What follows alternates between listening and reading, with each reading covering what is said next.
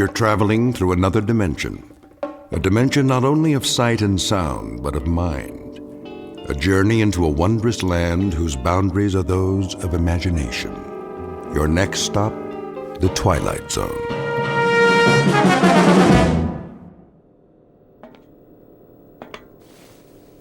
Mr. Chambers. Mr. Chambers. Now what? It is a mealtime. Repeat, mealtime. How exciting. Kindly state your preference, please. You really think I care? We have a full menu on board, suitable for human consumption. It has been designed to meet your dietary needs. I don't have an appetite. That does not compute, Mr. Chambers. I said I am not hungry, all right, ship? Very well. I'll let you know when.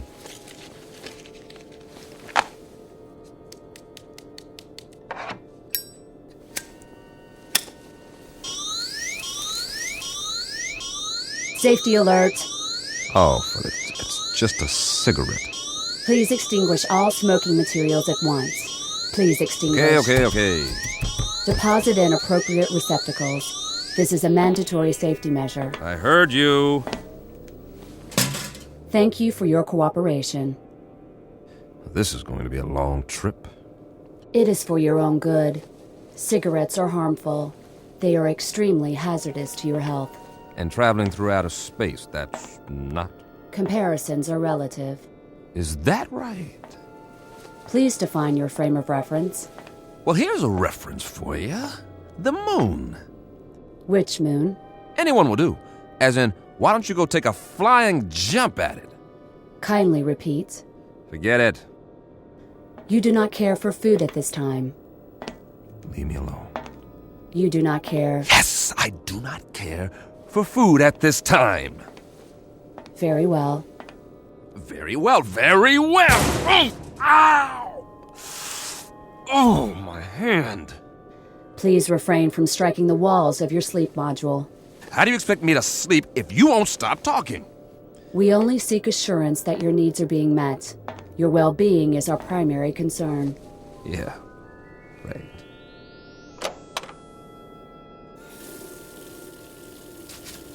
Please conserve water. A man's got a right to wash his face if he feels like it.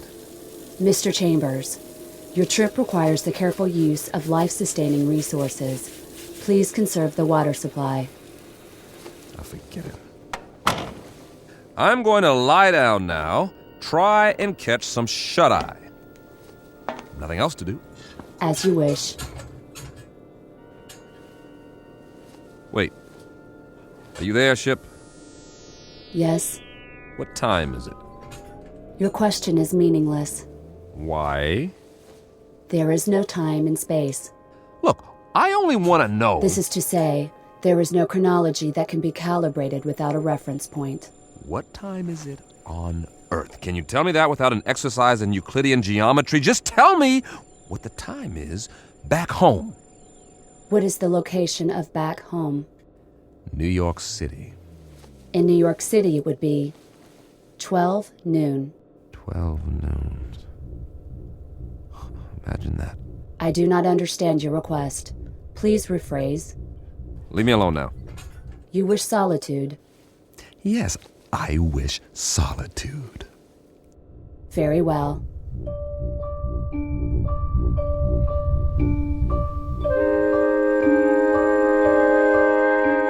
Respectfully submitted for your perusal, one Mike Chambers, linguist and cryptographer, formerly attached to the Pentagon.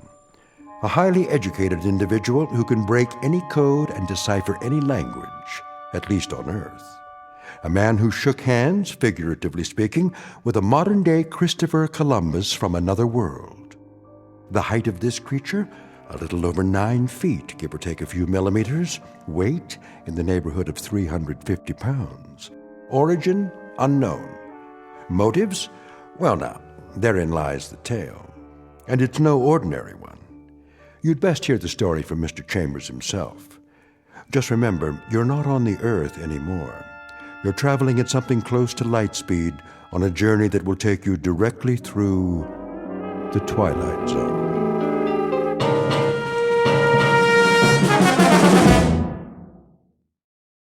And now, The Twilight Zone and our story, To Serve Man, starring Blair Underwood, with Stacy Keach as your narrator.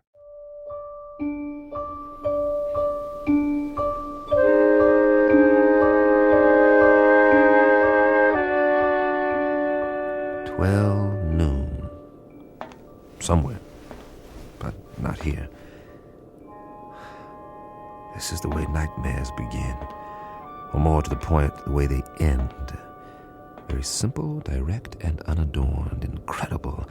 And yet, even while they're happening, we learn to live with them.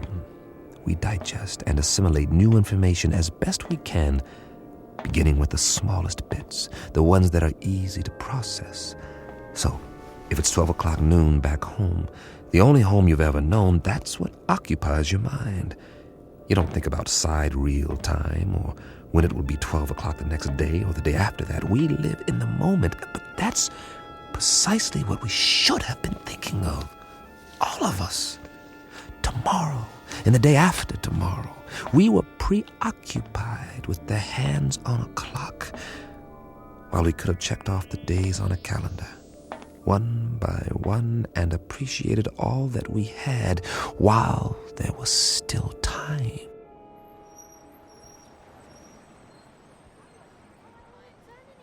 It started on an April day. It was noon then, too. And people walked and drove and bought and sold and fretted and laughed as they have always done. The world went on much as it had, with a tentative tiptoeing along the precipice of crisis. There was the economy to worry about, and wars, and the Middle East, and all the other myriad problems, major and minor, that had been with us for years, but they had somehow begun to lose their edge. I suppose because we had grown so accustomed to them. And that's when it happened. Mommy, what's that? Why, I don't know. Something flying over in the sky. It must be an airplane. But it's so bright. I know what it is. It's a flying saucer. Oh, it can't be. Look, it is. That's when we first heard they had come. And that's when we should have prepared ourselves, but we didn't. Instead, we milled around like farm animals, worried only about our creature comforts, while the Secretary General of the United Nations made the first official announcement. I watched that broadcast, the same as you did, live from the lobby of the UN in New York City. It came from the lobby, not the General Assembly. That rather large auditorium was empty, not due to a long lunch hour or an ambassadorial walkout or even the end of the world. The representatives of all nations were at that moment watching their television sets and listening to their radios, much as were their peoples around the world. For, as it turned out, this would be a rather momentous afternoon. Ladies and gentlemen of the press, is this thing on? If you could move back, please, the Secretary General will answer all your questions. Move in. I'm trying. Get the shot. Where's the other mic? Take evening news remote. Take one. Get it now. This is live. Mr. Secretary, if we can have a shot of you. Look at the cameras, please. Please, ladies and gentlemen, may I have your attention? Quiet, please. No questions just yet. I have a prepared statement. I say I have a prepared statement. Would you give me your attention, please? I'll read it now, if I may. Ladies and gentlemen, I should like to recapitulate the events of the past 11 days. On the 14th of March, shortwave broadcasts were received in the principal capitals of the world. It was established that these transmissions did not originate on Earth. Rather, their origin was extraterrestrial. The first messages were merely announcements that there would soon be multiple landings at various points around the globe. We were assured that these landings would be peaceful and that there was no cause for alarm. Nevertheless, United Nations forces were put on alert. As you know, these broadcasts continued to grow in strength for several days. Is it true that they've landed? Please, no questions yet. At 11 this morning, Eastern Standard Time. The first landing took place in an area outside Newark, New Jersey. We have subsequent reports of additional landings in Russia, Norway, the southern coast of France, Rio de Janeiro, and several other locations. It is the position of the United Nations that it would be premature to assume hostile intent. Our recommendation is that the world's countries remain calm and make no show of force. All governments are being apprised of these events as they develop. The current situation at present is therefore... What do they look like? Yeah, what do they look like? Are they human? Or are they little green men? What do they want here anyway? As of this moment, we do not know who they are or the purpose of their arrival. We know only that several of their craft have touched down and that... Hold on, Mr. Secretary. Who's that? Looks like the guys from the Pentagon. What are they here for? Must be something big. Sir, Tell them that we have to do this. are you sure? Quite sure. We've cleared it with the White House. All right. It seems that one of the craft has just landed a few blocks away. One of the representatives of the visitors is apparently on his way to this building. Now? All the wires are. Give me a direct feed, now. It appears that he has requested an audience with the General Assembly. That's correct. In a few moments, we'll reassemble in the... Good Lord.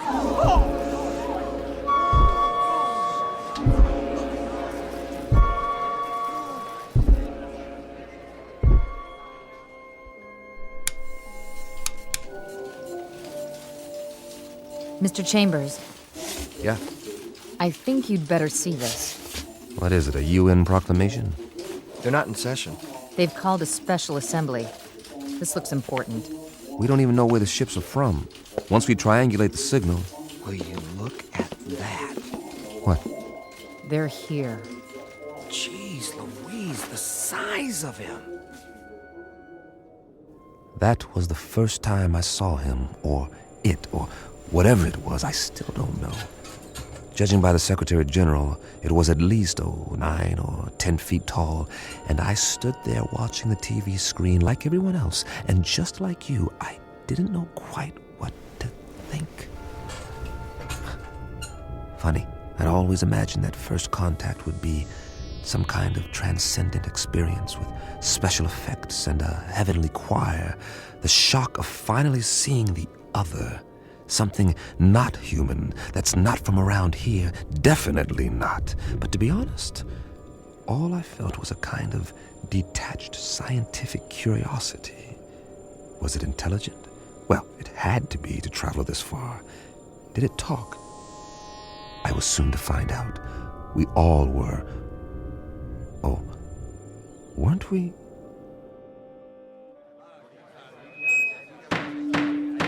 Come to order, please. May I have your attention? Not all of our member nations are here yet, but our visitor has requested an opportunity to address the Assembly. So, for the moment, I would ask you all to be patient. Please, order! Order! Remain calm! The floor is yours, Mr. Or rather... Ladies and gentlemen of Earth, we greet you in peace and friendship. We come from a planet beyond your solar system and well beyond your galaxy. A planet far more developed than yours. Why are you here? To establish... Hey, what's that book? Get a picture of it. What's the title? I can't see. He's not even moving his lips. He doesn't have lips, does he? To establish embassies here, and in the near future to set up reciprocal visits between Earth people and Kanamits. Kanamits, what's that? Must be what they're called. Write that down. Kanamits. How do you spell it? Speaking on behalf of the governments of the people of Earth, we bid you, Kanamits, welcome. How shall I address you? I have no name, as you understand the term, but you must have many questions. Please, Feel free to ask me anything at all, of any nature. We have a great many questions, but to proceed in an orderly fashion, how did you discover us? How do you know our language? And as to your own planet, what is its political and social makeup? Of course, we most fervently wish to know why you have chosen us to... First of all, we must make the following admission. We do not know your language. Then how... Our own methods of communications are mental rather than verbal. Hence, the voice you hear is artificially generated. Your words, or rather, your thoughts, are received and processed by an automatic translation device. My responses are in turn electronically altered to simulate vocal sounds in a language known to you. You cannot speak, then? Not in the literal sense. Astonishing. We understand you perfectly. As to your other queries, our planet is not visible to you. It lies far beyond what you call the known universe. But it is highly advanced technologically. Its political and social makeup are complex. I cannot describe it without first educating you in the basics of our society. That may be a lengthy process. Are you willing to be interrogated here at the United Nations in a special plenary session? All of our nation's representatives could attend. I'm sure they have many questions. I would be delighted. I believe that is the proper response. We thank you for your courtesy. Until then...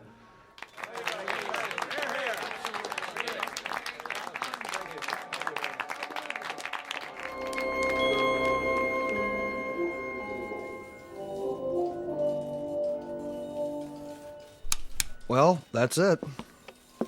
For now. I can't get over the size of him. Are you sure they're not using trick photography? No way. It's a live feed on all the networks. What do you make of that little book? It only looks little in his hands. It's probably a perfectly normal hardcover. There's nothing normal about it if you brought it all this way. Maybe it's a dictionary. The most commonly used phrases. You wouldn't need a dictionary. He said they have an automatic translation machine. A guidebook, then. Protocols, that sort of thing. There's something printed on the cover. If we could just get a view of it. It's not in any language we know, that's for sure. No, maybe not, but any group of symbols can be deciphered. Even non-human symbols? That would be a tough one, all right. If he brings it with him next time, I can capture the image and try to enhance it. Do that, would you, Randall? This may be the challenge of a lifetime. I have got to know what it says.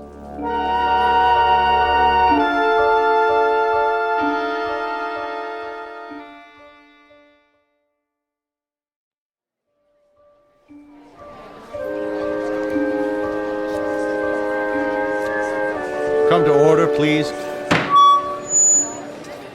Order. This meeting is now in session. Members of the General Assembly, our visitors, the Kanamits, have graciously acceded to our request that their representative appear before us to answer further questions. The meeting is now called to order. We will proceed with the first inquiry. Senor Valdez of Argentina is recognized. Please use your microphone. You may remain seated. Why, may I ask, why exactly have you chosen our planet for this visit? It has come to our attention that Earth is plagued by many catastrophes, both natural and unnatural, all of which could be easily prevented. We are here to help you.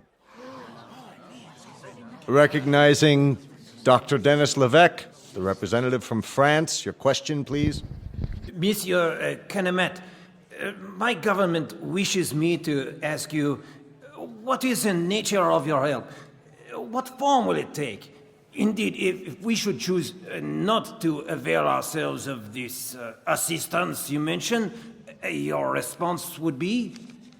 We will not force anything on you. You may accept only that which you choose. For example, on the morrow. Tomorrow, that is. we will demonstrate an alternative power source, molecular in nature, which can supply a form of electricity to entire continents for the cost of a few dollars, or rubles, or pesos, or any other currency. You will find it extremely economical. Mr. Grigori. Mr. Grigori, the Russian delegate, you have the floor. We would like to ask the Kanamit directly, man to man, what are its true motives? Are we to assume that your purpose is totally altruistic? That you have an abiding interest in helping others? Are we further to assume that there is nothing beyond this boundless humanity of which you speak?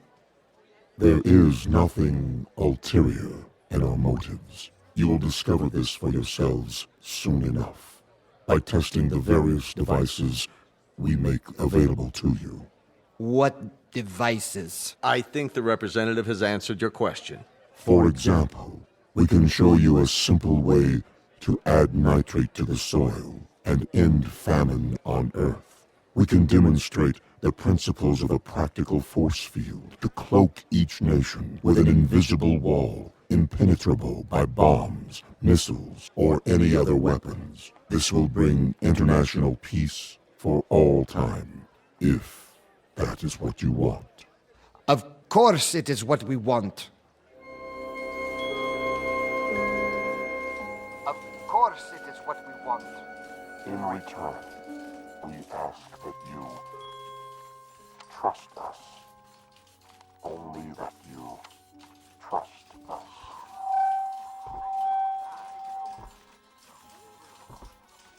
All we're saying is give peace a chance. Well, why not? Nothing else seems to work. Wait a minute. Enlarge the image. Did I just see what I thought I saw? You sure did. The Kanamit left his book on the podium. Well, I'll be. He doesn't seem to have noticed. Cross your fingers. I want that book. I have a feeling it'll tell us plenty. Everything we need to know. If we can decipher it. Get on the phone and call the floor now. Tell one of the aides to pick it up with a stack of papers. Anything. Stage a distraction if necessary, but get it. Okay. That book may turn out to be the most important one ever printed. Here or anywhere else in the known universe.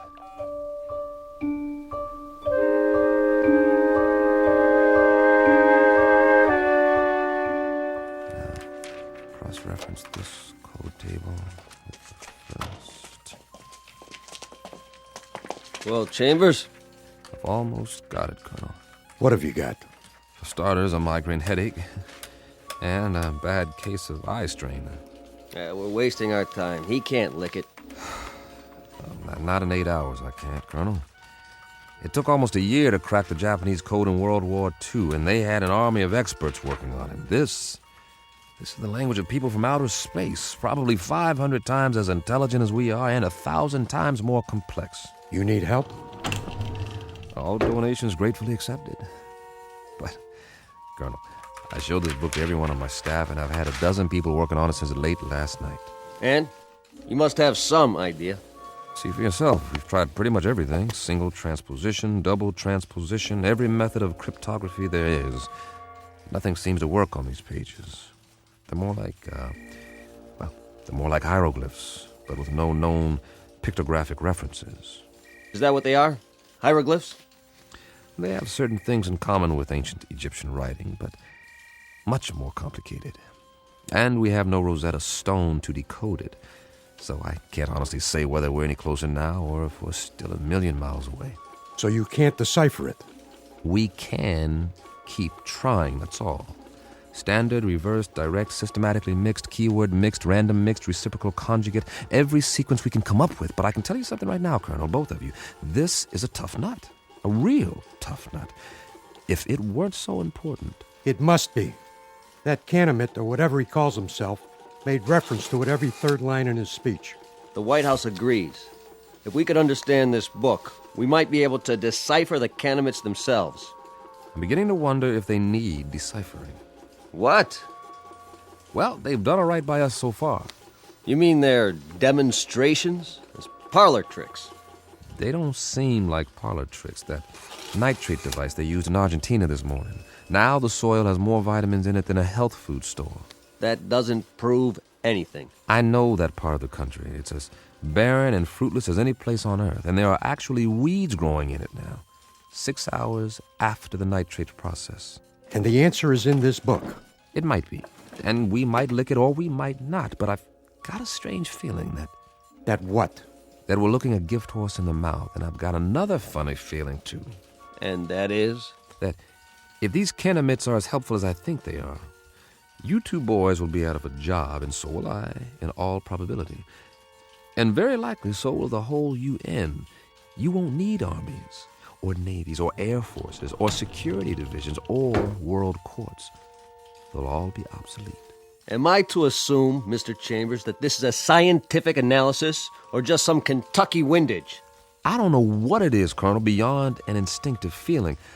The same feeling tells me that when everyone on Earth gets enough to eat, when there aren't any more wars or diseases or famines, this world is going to be a Garden of Eden that stretches from pole to pole. Your optimism is refreshing, Mr. Chambers.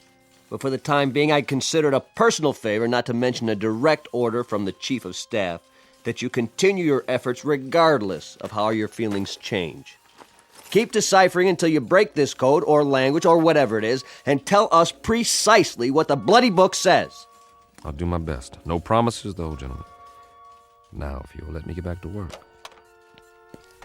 Jim, I think we've... What is it, Pat? We tried a new computer sequence. And? Look at this. We've got the title, anyway. You translated it. Are you sure? What does it say? This is an overlay. Place it over the cover of the book, like a template. Ah, brilliant. You're going to get a promotion out of this. You know that, don't you, Pat? No, it wasn't just me. Well, now, that makes the cheese a little more binding, doesn't it, Colonel? Let me see. It seems that our visitor's little textbook bears a very simple title right here on the cover. Well, what does it mean? What does it look like? I'd call that a fairly altruistic phrase, wouldn't you, Pat? I'd like to. It does seem unambiguous. It certainly does. It's a handbook. That's all. What does it say? Read the title for yourself. To serve man?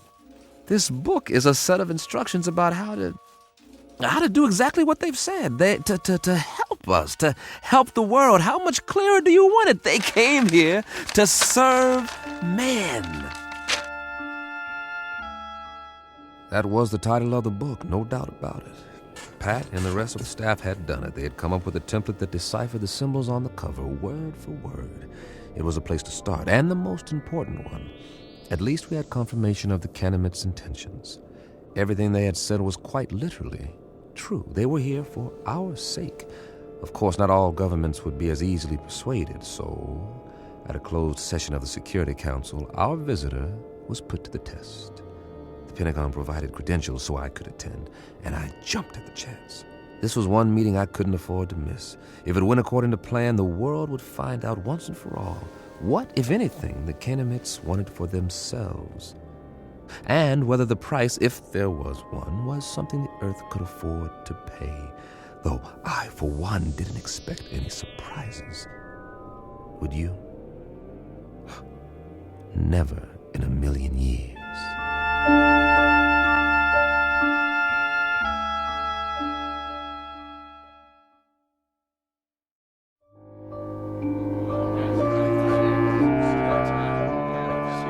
Gentlemen, let's begin. If you'll please be seated. The purpose of this meeting is to acquaint you with certain tests conducted over the past week. At the request of several delegates, and with the full consent of our guests, the Kanamits, these tests were photographed and recorded. You may now view the results. The tests were conducted by members of the National Science Academy and witnessed by a team of experts. If you'll watch the monitor at the front of the room. Lights down, please. Begin the tape.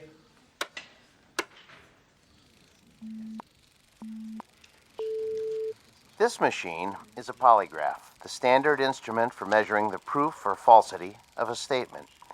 Since the physiology of the Kanamits is unknown to us, our first objective is to determine whether they react to these measurements as human beings do. We will now proceed with a dry run to establish a baseline reading. Are you ready? I am ready. I trust our small chair is not too uncomfortable? Not at all. The sensor attached to the torso registers the pulse rate. The second attachment shows electrical conductivity in the palm of the hand as perspiration increases. And the third connection shows the pattern and intensity of electrical waves emanating from the brain. With human subjects, these readings vary markedly, depending upon whether the subject is speaking the truth. I understand. Then let us begin.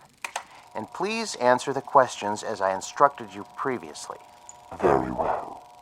Regarding the relative size of Kanamits and human beings, tell me if you would, which is taller, a human or a Kanamit? Humans. I shall now repeat the question. Which is taller than the other, a human or a Kanamit? A Kanamit. Very good. Next question. How did you come to this planet? We walk. Once more, how did you come to this planet? In a spaceship. Excellent. My colleagues and I are satisfied that the mechanism is effective. Now, I shall ask our distinguished guest to reply to the question put forth by several UN delegates, namely, what is the motive for the Kanamits in offering so many gifts to the people of Earth? On my planet, there is a saying, there are more riddles in a stone than in the philosopher's head. The motives of intelligent beings, though they may at times appear obscure, are simple compared to the complex workings of the natural universe. Therefore, I hope that the people of Earth will understand and believe when I tell you that our mission upon this planet is simply this, to bring to you the peace and plenty which we ourselves enjoy, and which we have brought to other races throughout the galaxies. When your world has no more hunger, no more war, no more needless suffering, that will be our reward. Thank you. Most profoundly. There you have it, gentlemen. Lights, please. I should like to pose a question. Yes, Grigori. Who is responsible for that circus? I assure you, Grigori, the tests were quite genuine. A circus, a second-rate farce. If they were genuine, Mr. Secretary, why has debate been stifled? There'll be time for discussion tomorrow, the next day, and throughout the week. No one is stifling debate. I would remind the delegate from Russia that everything the Kanamit has promised is not only worked, but worked beyond our expectations. The force field that was tested yesterday morning, nothing could get through. And suddenly we find ourselves in a brave new age, when none of us need fear a hydrogen bomb or a missile. We are on the threshold of peace, Monsieur Gregory. Peace as we have never known it. Niet. I say niet.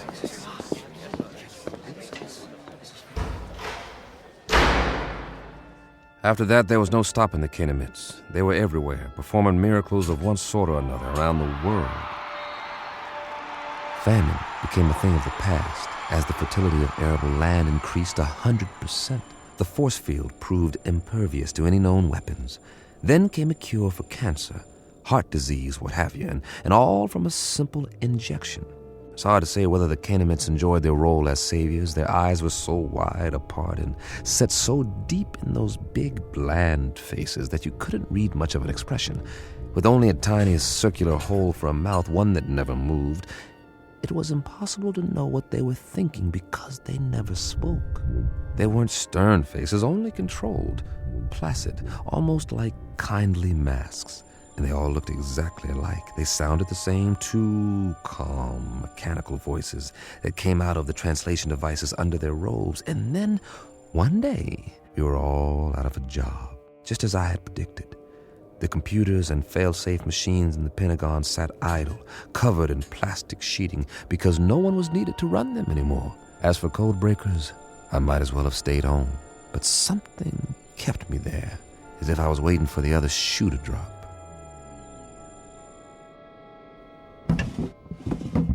Mr. Chambers? Over here, Pat. I'm going home now, boss. Need me for anything? Like what? This isn't exactly a beehive of activity anymore. You can say that again. The new story of mankind. Nobody needs to decipher anything because, well, there aren't any more codes. Because there aren't any more secret messages. I know. Drink? Well... One for the road, on the house. All right. Odd. What is? I mean, not reading about wars or insurrections or anything anymore. There's a rumor that they're going to disband the United Nations inside of a month. Here you go. The new millennium. Cheers. Cheers. How many Kanamits are here? Anybody ever figure it out? A few thousand, I guess.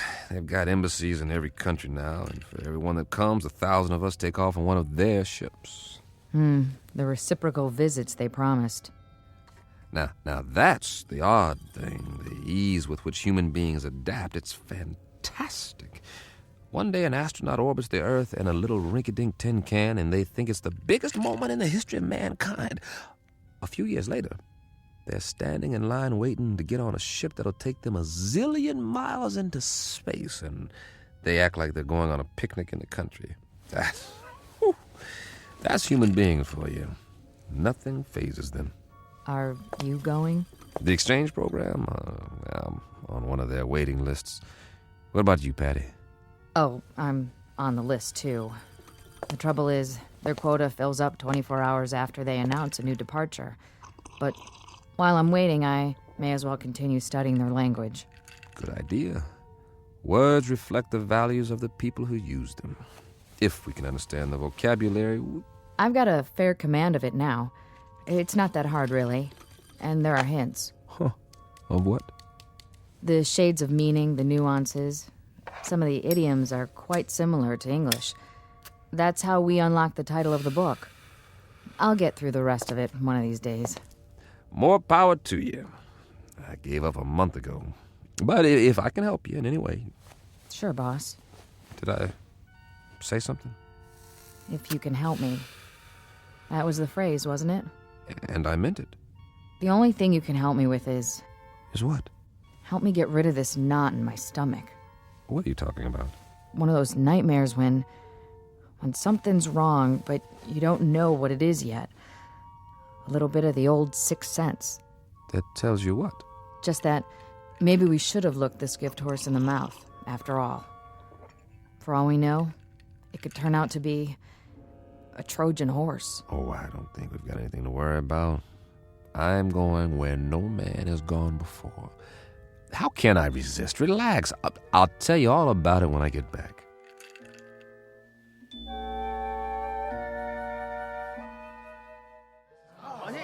Please, get in line. One piece of luggage per person. This way to the loading platform. I'm so excited. I can hardly wait. What do you think it's going to be like? They say they got an average temperature of 76 degrees on their planet, and the sun never goes down. Wouldn't that be something? And their clothing, it's metallic cloth, just beautiful. Kind of like spun gold. My sister has a brochure. The day you land, they take you on a shopping tour, and you can have as much of it as you want for free. It's just one big holiday when you get there. They've even got a form of baseball with leagues and everything. Man, I don't think I'll ever come back. And the whole trip, it's millions of miles, mind you. The whole trip only takes a few days. May I help you with your bag? Why, yes, you may. Ooh, they're so polite. Please, keep the line moving. Watch your step. Take my arm. Can we sit together? Yes, you may sit together once you're inside. We're moving. Almost on board. This is going to be a wonderful trip. Did you bring your camera? Oh, look. They're opening the door to the spaceship. I hope there's going to be other kids my age there. Boarding pass, please. Yes, right here. Mr. Chambers, proceed. Thank you. Mr. Chambers? Mr. Chambers! Pat, hi. Jim, please, You are just in time to say goodbye. don't get on. Are you kidding? I've been waiting for 6 weeks. You can refuse. There's still time. Well, don't say that too loud, or there'll be 1,000 people trampling over you to take my place. Get on board, please. Not yet. I'm begging you. What? Whoa, what's wrong with you, Pat? I finally deciphered the book. Hey, that's great. All of it. You're delaying departure. Please continue up the ramp. One moment. Well, Pat? Jim, the first page is just a collection of English phrases with their own translations. But the rest of the book, the rest of it. Will you move, mister? We're waiting to get on board. Step through the door, sir. Write me about it. I'll have plenty of time to read letters up there. Not as much time as you think. Jim. Now, Mr. Chambers, we must close the hatch. The rest of the book. It's not what you think. The title, To Serve Man. It's a cookbook. What? No, wait, what? Wait, no! A cookbook. A cookbook!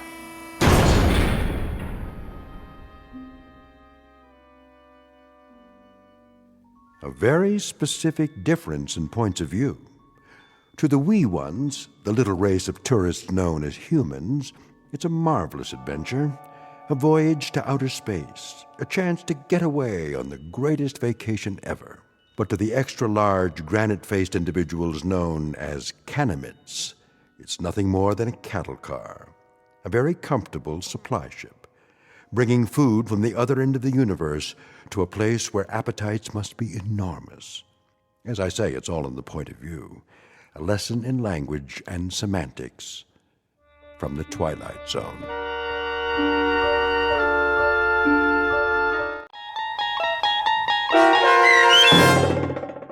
To Serve Man, starring Blair Underwood with Stacy Keach as your narrator, was adapted for radio by Dennis Etchison and written for The Twilight Zone by Rod Serling, based on a short story by Damon Knight.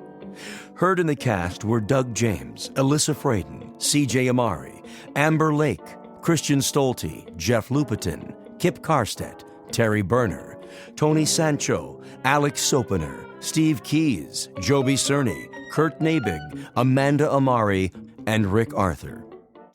Doug James speaking.